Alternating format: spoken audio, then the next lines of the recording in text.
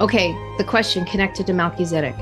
Yes, very much so. Melchizedek. The Qumran community, again, the Zadokiah, the Zadoks, Malak, Melchi, that is the word for king. In its shortened form, it means those who are full, those who are full of the word, that have opened themselves up to the power of the divine feminine, that are walking in righteousness. That's what Melchizedek really means. But there's another priesthood that was talked about, and I think I've mentioned it with you guys. It was the one that Yeshua was representing, and it was the Qumran Kunatha Asiya. And that's a big mouthful. It's basically talking about those who stand, who can see, those who are the healers that bring the way of the Holy of Holies, the Ta, as the healing priesthood. And Asiya is the root word that you guys would know as Essenes. If you were to see it in a transliterated state, you would see it as the word Asia. Interesting. Yeshua spent a lot of time in the East, and there was a lot of knowledge that he brought back from the Orient in his training, in his learning, hence why he was operating in a higher degree, because all of these Eastern religions out there had a lot more truth than that which he was experiencing through the Pharisees and the Greek writings, because he wasn't even raised up in the native tongue of the Hebrew and the Aramaic writings that actually are the covenant of life. And a lot of the writings in the Hebrew and Aramaic line up with the Eastern type of systems of worship, because it is all about the divine nature being revealed. It's so amazing to see this and to do kind of that deep dive. And just to let you know, Sanskrit, Chinese, Aramaic, and Hebrew are the 4 languages that can be measured in cymatics. And how interesting that all 4 of those languages are what they call living languages. They came from a people group. They originated and erupted out of a people group. And they're the ones that have the ability to what? Affect matter. So you can see how all of this is dovetailed in.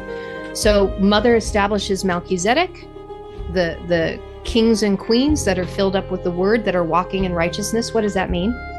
Do no harm to another, if I can simplify it. Do no harm to another. First, do no harm to yourself. And if you don't do any harm to yourself, you will be projecting not doing harm on another. That is that element. That's what Melchizedek does.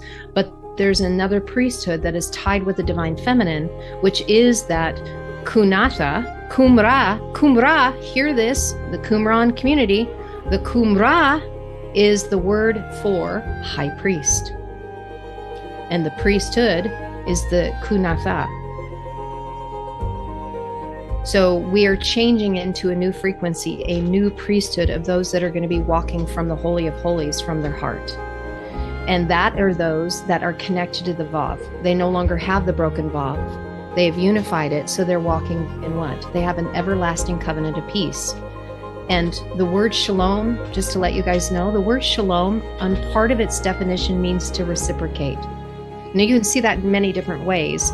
It's reciprocating in lots of different ways. You know, if you're going to be a jerk to me, I can be a jerk to you. I'm reciprocating that. But in its element, it really is about the reciprocation of peace. If I'm walking in peace and I'm with another person and I'm walking in shalom, it will be reciprocated with another, because what am I projecting on another? The peace on the inside of me. I'm not in warfare anymore. So I'm not going to be projecting that. I'm not going to be stirring the pot when you're coming into my frequency like I used to when I was a hot mess and people would get all agitated around me and I didn't even say a word because I had so much warfare on the inside. I didn't feel safe to them. I wasn't even safe for myself.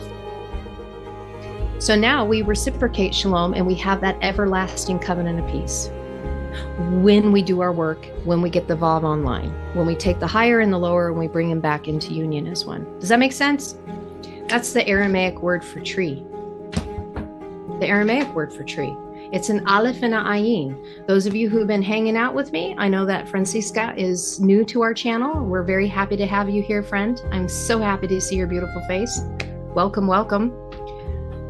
The aleph and the ayin, we know that one is more wave and the other one is particle. The ayin is a more dense version of the aleph, and the two of those letters come together to form tree in Aramaic.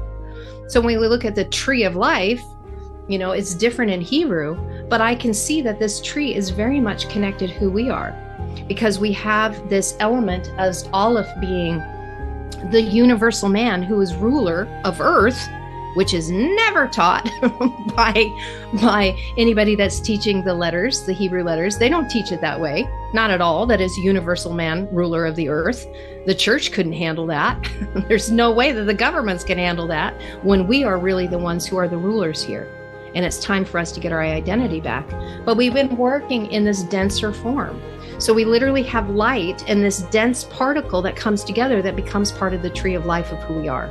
The tree of life is not outside of us. It's not something that in the book of Revelation that seems distant to, the way it's been read. It's you. It's you and it's me. It's us operating in the power of the rulership that we are, heirs to the throne, when we get actualized and moving into the ability of taking that which is nothing and then manifesting it into something. Oh my God, that's so good. That is so good for us to connect to that. I don't know why I felt like I needed to share that, but I did need to share. I just felt like I needed to bring that forward because it is all connected to the tree of life.